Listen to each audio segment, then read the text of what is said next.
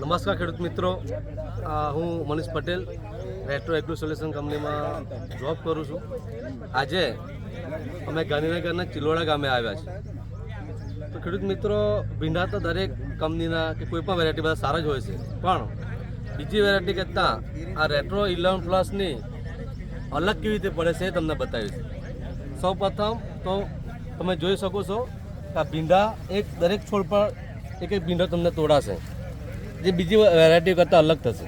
બતાવો મને. તમે જોઈ શકો છો આ દરેક ભીંડા ઉપર, દરેક છોડ ઉપર એક ભીંડો તોડાશે. સળંગ આપણે વિડીયો લઈ રહ્યા છીએ. બીજું કે એની આ ખાસિયત બીજી એક છે કે એની પાન જે ખરા એ ફાટેલા છે. ફાટેલાનો ફાયદો ખેડૂત મિત્રો એ છે કે એમાં તમારો રોગ જીવાત ઓછી આવશે, એ તમારો પૈસા બચશે તમારે નથી.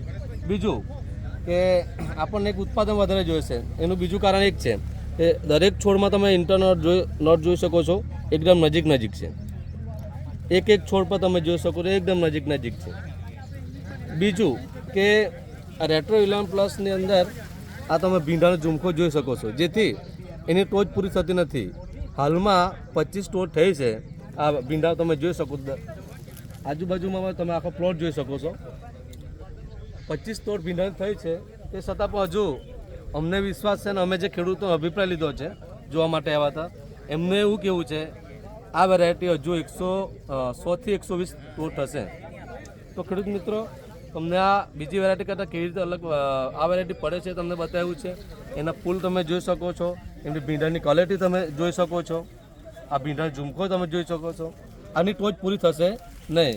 તો ખેડૂત મિત્રો, તમને આ જ વસ્તુ કહેવાનું છે કે આ વખતે તમે જો ભીંડા બનાવો, તમારા રેટ્રો કંપનીના આ 11+ ભીંડા બનાવજો. આભાર. ધન્યવાદ.